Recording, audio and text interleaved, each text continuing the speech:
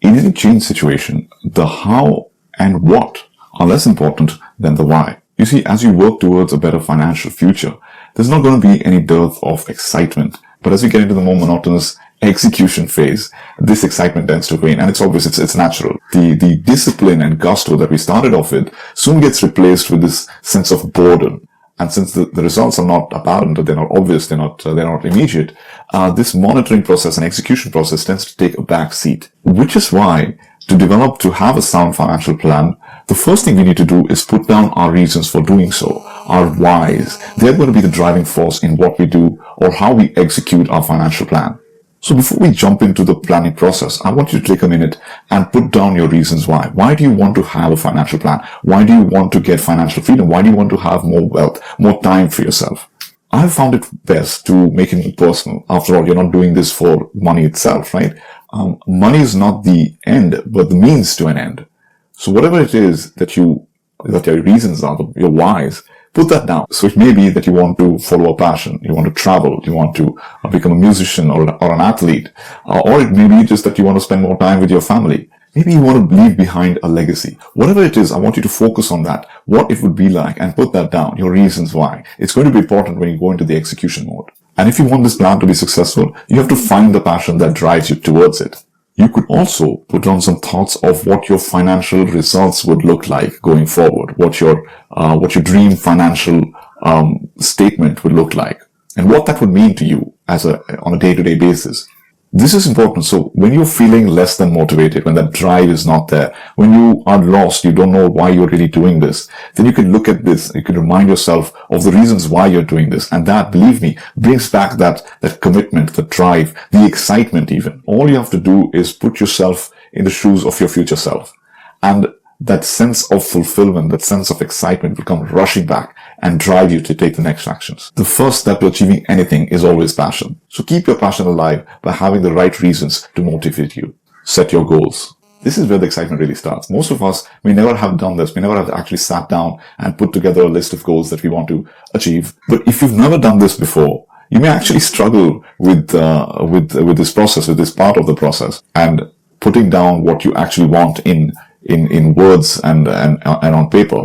I found that for all the cribbing that we do about not having time, not having enough resources, wanting to achieve our goals, we don't really know what our goals are. And if that's you, don't worry, I've got your back. We've put down all the templates, all the help that you need to get you through this. So on a piece of paper, put down 3 sections: be, do, and have. Against each of these sections, put down the goals or what you would like to achieve. The have component is usually easy, and most of us have a long list of what we would like to have. So go ahead, start off with that part, and put down all the things that you would like to have, to possess. A new car, a new home, the dream job, whatever it is that you would like to have in your life, to possess in your life, go ahead and list them down in the have section. But the be and do are just as important. They define the achievements and the experiences that you want to target. So maybe you want to be a professional athlete, a musician, a chef, and you want to do a tour of the world's most famous cities. Whatever it is, focus on that, put that down, list it down in your be and do sections. Now, each of these goals would have a cost associated with that, obviously. So go ahead and against each of those goals, put down the cost of having those, of achieving those. If financing is possible, put down the monthly cost that you will need to acquire those goals. And if not, then put down the one-time payment that is needed. So your list could look something like this. So let's say you want to have a car. The cost of that is 5 lakh rupees. You need a down payment of, let's say, 1 lakh rupees. And the monthly cost to acquire that would be, let's say, 3,500. Likewise, a world tour. A world tour is largely not financeable. And let's say the cost of that is about 10 lakh of rupees. So that 10 lakh of rupees would be the cost, and it would appear as a one-time cost of 10 lakh rupees. There will be no monthly cost to that. And then next, put a date against each of these. This will be your due date. So this will actually set a milestone for you. So you will get not just a list of milestones that you're going to have, but also the cost that is required for each of these. And this will work towards giving you a target monthly income. Define your dream situation. At the end of the planning process, you should also put down your dream situation and the timeline to achieve that. Do you want to have a poor, middle class, or rich kind of a situation, kind of a cash flow? How much net income do you want? What will be the size of your assets? All these are some things that can really drive you, and it is important to understand the targets that you want to achieve. Use the template. This will not only broaden your mind to think in new dimensions, but also put down actual figures that you can strive to achieve implementing the plan. You now have all the components you need to start implementing your plan. You have put down numbers on your current financial situation. You have decided where you want to get to. You have also decided by when you want to get there and how much money you will need to get there. This last lesson will help you finalize your financial plan and start implementing it. Set a timeline. In the goal setting section, you define your goals, needs, and wants. You also put down a value for each of them and a time by when you want to achieve these. Now, using that information, we will map that onto a timeline. In our download section, you will find a template of our project plan. Use this to plot your goals onto a timeline. This will give you a pictorial view of your goals. Allocate resources. The values that you have put against each of your goals will give you the kind of cash flow, savings, and time frame that you have to work with. For example, if you have decided to buy a car or have the goal of buying a car by April 2021, and the car costs, let's say, 10 lakh of rupees as down payments and 50,000 rupees of EMI, then you have that much time to make sure that you have a savings of at least 10 lakh rupees and a net income of at least 50,000 rupees. And both these components are required to achieve your goals, not just the down payment, but also making sure that you have the resources to meet the EMI payments. So the steps that you will now take will target not only additional savings, but also additional income. Although the execution of your financial plan moves through you and because of you, you still remain the greatest bottleneck. As I mentioned to you earlier, once the monotony of execution sets in, it's hard to stay focused on long-term goals. So do yourself a favor and remove yourself from the implementation cycle. So in achieving these, we have devised a way to automate the budgeting, savings, and investing activities that come out of your financial plan. As an example, if you have taken the steps that we have outlined in the financial planning process, your budget should look something like this. So you plan to make a savings of 10% every month and make all the payments that you need to make. Now, some of these payments are monthly payments, but others may be annual payments or quarterly payments. Some, like taxes and insurance, are statutory in nature and they cannot be missed. And we found that a lot of people get overwhelmed with all these things that they need to take care of.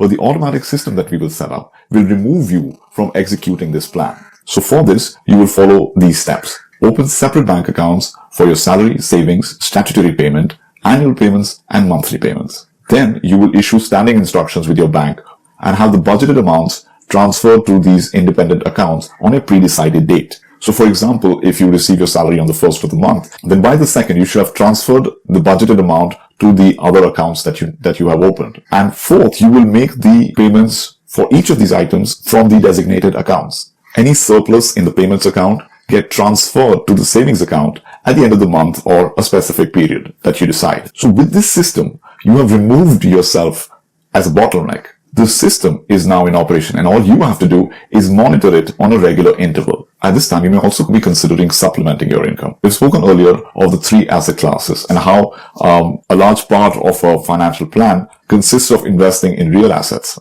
While monitoring our plan, there are certain things that we need to look at to ensure that the plan is going according to, the plan.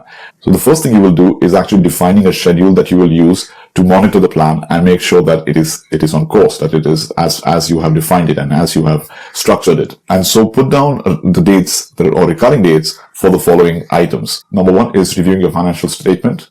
The first part of that will be to actually creating your financial statement. And then secondly, reviewing those as you go along, as we've already seen that. And then secondly, analyzing the current situation. Similar to what we've already done, but this happens on a regular basis. So you know exactly what situation you are in, what your current status is at all times. Secondly is reviewing your goals. So you can be adding new goals or delaying or deleting old ones. So depending on your situations, you will either add new goals or delay certain old goals or even be deleting old goals. And then taking corrective action. Now, sometimes after a review of your financial statement, you will realize that things are not going according to plan, according to the way you had imagined. Maybe the pace of your savings is not up to par, or maybe your investments are performing better than you had imagined. At this point, you may want to relook at your timelines, maybe add a few goals, maybe delete a few goals or delay a few goals. You may also look at redefining your milestones or relooking at your timeline or relooking at your resource requirement. Whatever it is, this is the time to actually redefine or realign your financial plan. And finally, having a sponsor. Implementing a financial plan is like forming a new habit. And what works well is having a sponsor, a partner who you are accountable to, and maybe in return accountable to you as well, or someone who you can share the journey with, so that when you're feeling less than enthused, you're feeling, demotivated, they can inspire you, they can remind you of the financial, of your goals, of the dreams that you've set out for yourself, and what they really mean to you on a personal level, on a one-to-one level. They can be a source of cheer or source of inspiration when you feel, that things are not working well for you, there's, monotony is setting in, whatever the issue will be, they can be there to prop you up and say, hey, you know what, this is worth doing it. Remember that these are the goals that you have, and just a few more months, few more years in some situations, and you will be well on your way to achieving those goals. So don't give up. This is the time to, to relook at those goals and find that inspiration. So that works well. Having a sponsor, having a partner works well in implementing and staying on course.